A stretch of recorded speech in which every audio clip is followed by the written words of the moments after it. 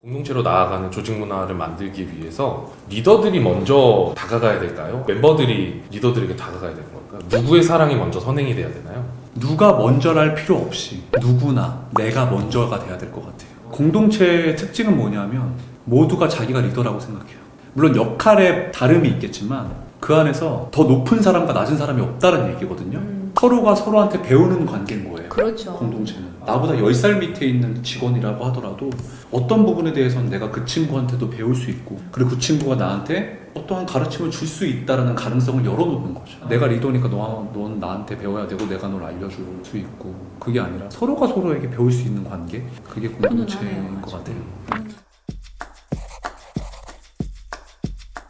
여기서 주장하는 공동체는 사실은 누가 먼저랄 것도 없이 서로가 서로를 껴안아주는 거예요. 그냥 내가 타인의 성장을 위해서 나를 확대시켜 나가라는 의지가 사랑이라고 여기는 얘기를 하고 있거든요. 그 사랑을 조직에서 계속 발현하는 거예요. 누가 시키지 않아도 그냥 내가 이 사람들의 성장을 위해서 나의 그릇을 계속 확대시키는 거예요. 그래서 상대방을 내 마음에 담고, 지금 물론 내가 그런 부족함을 인지하지만 내가 그걸 계속 확대시켜서 의지를 발현해서 나가려는 실천인 거예요. 그러니까 진정한 공동체가 되려면 저는 개인이 진정성 있는 개인주의를 회복해야 된다는 게 생각이에요. 진정성 있는 개인주의. 개인주의가 먼저 잘 회복이 되고 온전해지면 공동체가 될 가능성이 더 있지 않을까 라는 주장을 이 책에서 지금 하고 있는 거예요.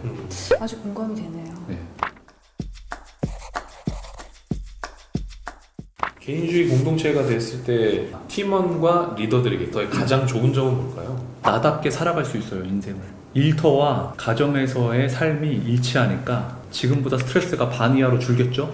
이 일을 어떻게 하면 조금 더 좋은 결과물로서 잘 마침표를 찍을 수 있을까? 이런 스케줄을 내가 어떻게 관리해야 될까? 등등의 어떻게 보면 발전적인 좀 스트레스가 있을 거예요. 근데 근본에서 오는 스트레스가 있어요. 부정적 스트레스. 예를 들면 이 회사가 나랑 맞나? 저 인간은 왜 저렇게 나를 귀찮게 굴지? 이건 없지 않을까요? 그렇죠. 일단 마음 자체가.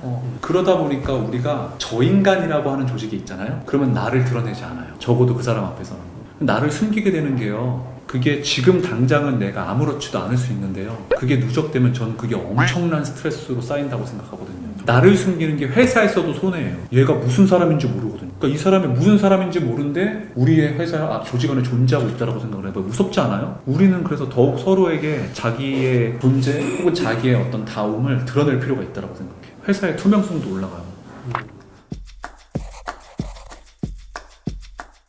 근데 조직에서는 어쨌든 성과가 나야 되잖아요. 나야 되죠. 자기다움을 표현하고 확장시켜 나가는 과정에서 성과가 나야 되고, 거기에 대한 피드백이 서로 주고받아야 될 텐데 이게 말씀하신 공동체 안에서 발현되는 것이 되게 어렵지 않을까라는 생각이 좀 들긴 하더라고요. 그렇죠. 콰지가 생각하기에 우리가 공동체예요. 공동체인데 성과가 발현되기가 어렵다는 생각은 어떤 우려 때문이에요? 우리가 모두가 리더이고 모두가 오너십을 갖고 있는 상황인데 최근에 새로 들어온 신입 직원에게 뭔가를 부탁을 하고 요청하고 오너십을 줬는데 그 친구가 기대했던 것만큼 뭔가 성과를 제대로 내지 못했다. 결과를. 근데 그냥 막연하게 생각하기에 공동체라고 하면 이 사람의 실수를 우리 공동체가 온전히 흡수하고 그리고 이 사람이 했던 행동들에 대한 책임을 함께 나눠서 짊어지고, 이런 것들이 있는 게 공동체가 아닌가라는 생각이 들긴 하는데, 그렇죠. 그렇게 하게 되면 나머지 또 다른 사람들이 왜 우리가 굳이 그렇게까지 해야 하지? 라는 생각이 들 수도 있지 않을까? 그럴 수 있죠. 근데 만약에 그런 생각이 든다면 공동체로 나아가는 과정일 수는 있으나 진정한 공동체는 아닌 거죠. 진정한 공동체는 당연한 거죠. 저걸 수용해서 하는 게 당연한 거죠. 내가 왜 이렇게까지 하고 쟤를 왜 저렇게까지 봐줘야 되라고 하는 건 진정한 공동체가 아직 못 됐기 때문에 그런 생각을 한 거죠. 어떻게 보면은 이 공동체가 되어져 가는 과정이요, 이게 상호 의존성, 서로가 서로에게 기대어져 있다라는 생각도 되게 중요한 것 같아요. 우리가 조직에서 일을 할 때 자기 혼자 할 수 있는 일은 거의 별로 없잖아요. 누군가와 주거니 받거니 하면서 협업을 해나가는 과정인 거고, 어떠한 부분에서 결과를 만들어 나가는 과정에 있어서 서로가 되게 기대어 있잖아요. 그래서 그걸 인지하면서 서로가 이제 관계를 만들어 나가는 게 이제 협업이라고 생각을 하는 거예요. 이 성과라는 게 뭐냐예요, 결국은. 이 성과라는 건 같이 함께 살아갈 수 있다는 믿음이 있을 때 더 나올 수 있지 않느냐라는 가정인 거예요. 같이 함께 못 살아가요, 어떤 조직은. 우린 서로가 다 적이야, 서로가 다 경쟁이야. 보통 우리 조직이 그렇잖아요, 상대평가하고. 근데 이제 그렇게 되어버리면 불완전성을 채울 수 있는 어떤 행동, 그리고 서로가 서로를 기대어서 이렇게 세워줄 수 있는 그런 행동이 나오긴 어렵겠죠. 그러니까 이게 어떻게 보면 세계관인 것 같아요. 그러니까 가정이 달라요. 근데 우리가 안타깝게도 그런 공동체를 경험해 본 적이 살면서 별로 없어. 그냥 서로가 의심하고 평가받고 판단받고 그런 사회에서 사는 게 익숙하지, 내가 전인격적으로 인정받고 어떤 거를 해도 수용당해보고 그리고 정말 내 모든 걸 감싸 안아줄 만큼의 뜨거운 사랑을 경험해 본 적이 별로 없어요. 그럼 말씀하셨던 이 공동체 안에서 리더도 가끔은 이제 팀원들한테 약간 좀 자신의 민낯을 좀 보일 필요도 있는 건가요? 그럼요, 당연하죠. 이렇게 막 무너진 모습도 보여주고 그렇죠. 막 그렇게 그렇죠. 해야 되는 건가요? 그러니까 이 공동체가 가지고 있는 가정은 뭐냐면 결국 사람은 불완전하다는 거예요. 그렇죠.